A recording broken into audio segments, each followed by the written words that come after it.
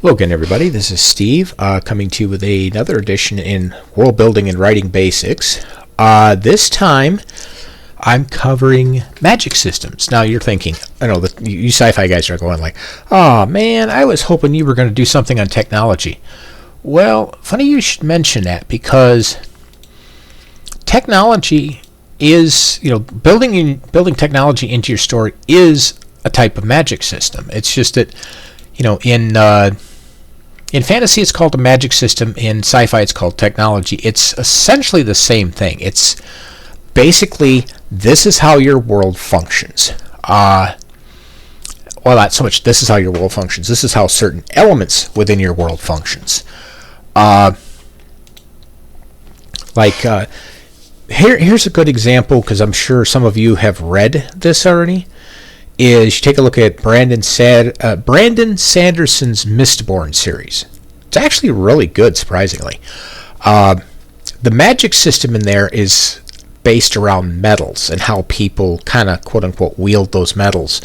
Certain people have the ability to control certain aspects of the world through different metals. Some you can only push a metal. Some of you can only pull a metal. Some might have 2 or 3 abilities. Some of them have all. If I remember correctly, the Mistborn are the ones that have everything.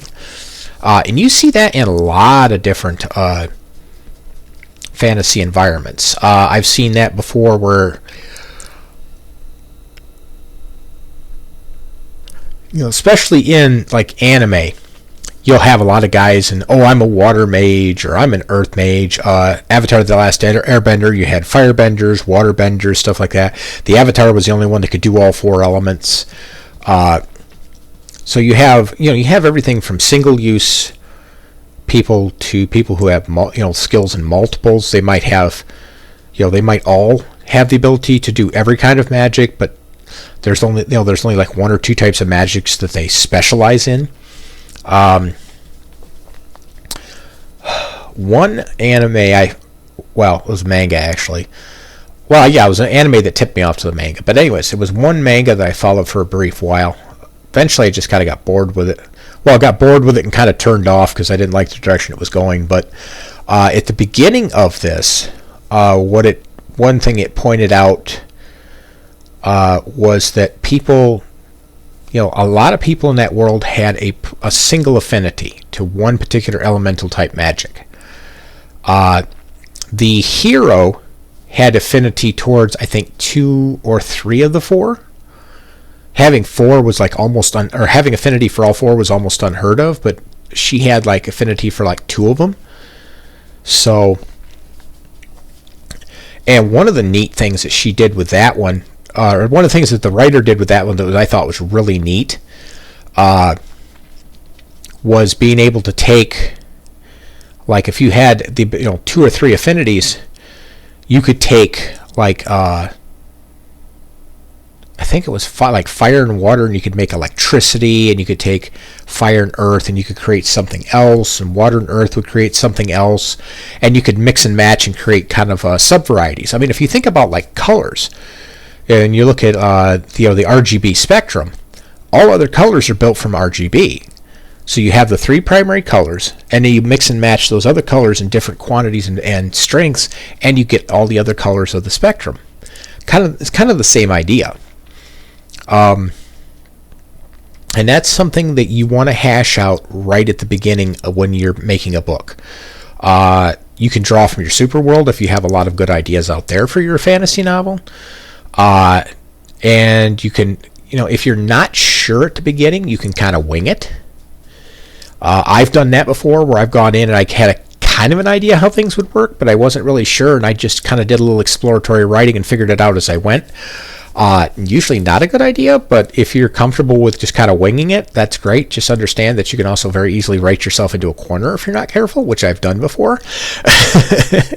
And then you got to go back and rewrite a whole bunch of stuff to fix it. Or you've got to write an excuse into the, if you're far enough into your series, you got to write an excuse why, okay, this is what it was originally, but here's an exception, and this is why it's an exception, and yeah, not pretty. It's not fun. So yeah, try to figure out your magic system to begin with, and be creative with it. like I mentioned in another video, magic comes in two forms, and it's dependent on the viewer. Because like with technology, any sufficiently advanced technology is indistinguishable from magic. And the two magic systems I mentioned before was that it's tech magic, where it's technology is influencing nature and making it do things that it otherwise normally wouldn't. And then there's spirit magic, which is like the occult and witchcraft and spells and newts and boiling pots and witches and stuff like that. So that's the two basic types of magic systems. Now for technology, like I say, technology isn't like just pure magic like it is with spirit magic. With technology, it's kind of the perception of the reader as to whether this is magic or this. I shouldn't even say the reader, the observer. It's a question of, is it magic or is it technology? Going back to that quote from Arthur C. Clarke. Technology, though, like I say, you could have something as simple as like a Bic lighter or a combustion engine or something. I mean, you take somebody from the 1200s and you come up there with them, or you roll up to them in a Maserati, bro, you're driving a magic wagon, a magic horseless carriage. Why do you think when the first cars came out, they called them horseless carriages? Because that was the only way they could describe them. They did not have the foundational knowledge and understanding to describe them in any other way. That's why if you look at one of the theories about the Book of Revelation, or was it Daniel? It was one of those two. I can't remember which it was. But basically, I think it's Daniel, where it talks about these locusts breathing fire, and people were for the longest time trying to figure out how locusts can't breathe fire. What are these things that they call locusts, and why are they breathing fire? And then then as we got into the modern era, and you have combat helicopters firing rockets. Well, what is somebody from antiquity going to think when they see a helicopter firing rockets? We understand what they are because they're in our vernacular, they're in our understanding, they're in our modern period. We know what a helicopter is, we know what a rocket is. If you're from the 1200s and you see a helicopter shooting rockets, that's going to be a locust breathing fire. That's the only way you're going to be able to describe it. And you look at a lot of the older books, that's how they described a lot of things they didn't understand, is they described them in the vernacular that they knew. So that's something else you've got to consider. What is the understanding of the people in the area and their knowledge of this technology that they're interfacing with? This goes back to the Eighth Sun manga that I was talking about, where they're talking about having all of this knowledge in magic, and they are doing all these different things. And the further you get into this manga, the more you realize that's not magic, that's lost technology. The one that's, Make Me Average When I'm Reborn, I'm kind of butchering the title, but that's the same thing. It's, this isn't actually magic. They've got nanites in their body that they control, that controls the technology that's embedded in the planet, and it creates kind of a magic type system. So you got that, and then you might have something where it's pure sci-fi.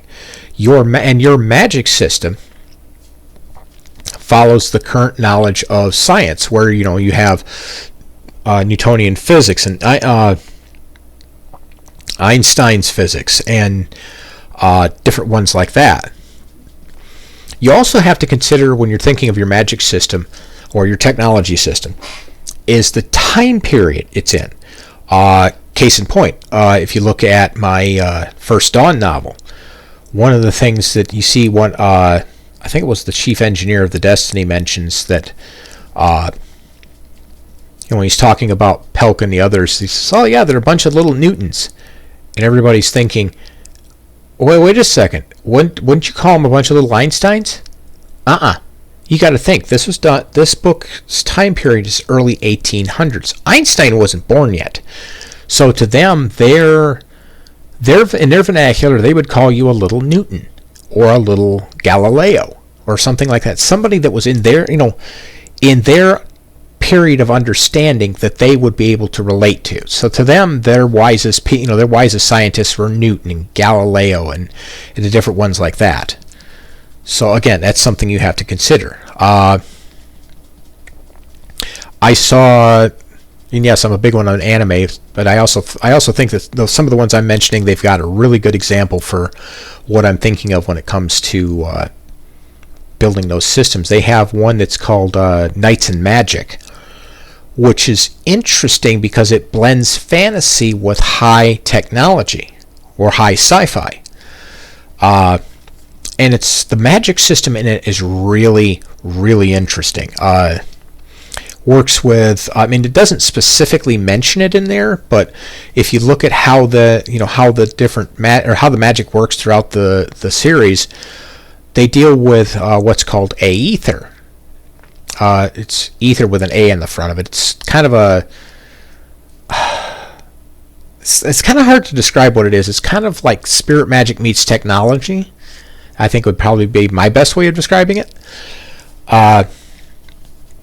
Because it's a way of doing things that exists both on the spirit magic side and the tech magic side.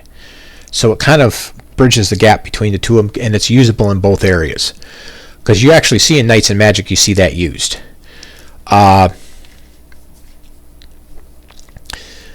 see here. Oh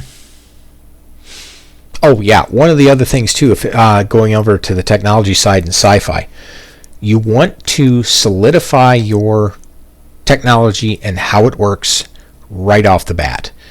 Because unlike with the magic, especially the spirit magic side of things, with that you can kind of fudge your way through some of that stuff because, those rules aren't always necessarily set in stone. They can be, but they aren't necessarily. When you get onto the sci-fi side of things, that is a whole other world because, yeah, you can fudge some things, but in general, you have to stay pretty close to how science works. You can have, there are gray areas in science. You can kind of be creative with that because I've seen sci-fis where it's hard science. Like there is no faster than light. You jump from planet to planet, system to system using wormholes, and you have special drives that pull you into the wormhole, suck you through space, and puke you out the other side. There is other ones like Star Trek where they have phasers and shields and warp drive. You've got Babylon 5 where they've got hyperspace gates, which takes you from main space into hyperspace, and then you travel through hyperspace at kind of sublight speeds. But if you're considering you're in if you remember my other video about the levels of subspace, you're in an area where the distance between point A and point B is a lot shorter. So when you enter subspace, you might take 5 hours to travel 1,000 miles or 5,000 miles or whatever it is, but then you pop out to get the subspace or the hyperspace gate on the other side, and you've just traveled 300 light years. So, like I say, you got to look at your your science and technology and what is accepted science, what's kind of a gray area, what's a theory, things like that. Like in Earthfleet, I use the theory, and it's still a theory because they haven't completely proved it yet. I'd say it's mostly proven, but they can't call it like hard, fast. This is the facts, and this isn't changing. It's still a theory because, like I say, they don't have a way to prove it completely. But I took that theory, and that theory was the theory of duality, basically being able to be in two places at the same time. And I use that for one part of my transporter system. I've explained that in another video, so I'll save you the time of re-explaining it, or you can just go up on my wiki and read about it.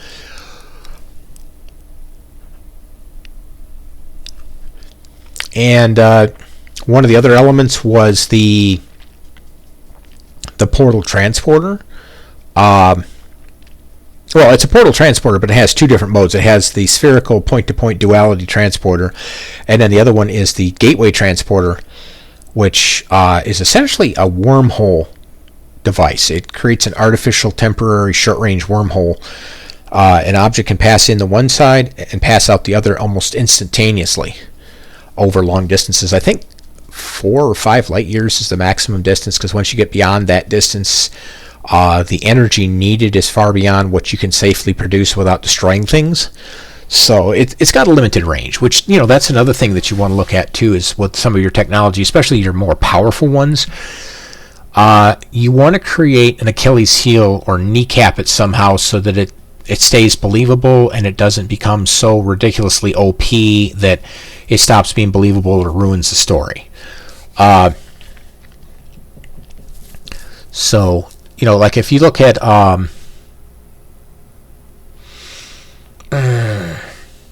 can't think of it. It was a big time game. Oh heavens, I can't even think of what it's called now. But in that game, they were fighting against this like the Reapers. And if you've played the game, you'll know what I'm talking about. They were fighting against the Reapers, and they had these kinetic weapons, and then they had these devices that looked like gigantic cannons that would shoot people across the galaxy along this kind of this. I would almost call it like a wormhole network, but yeah, it was an interesting game, and the science behind it was interesting because it was kind of hard sci-fi mixed with theoretical science, and so the magic system in that is really fascinating.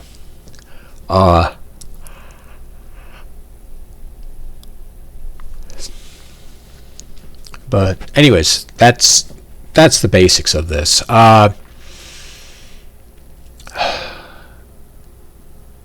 Trying to think.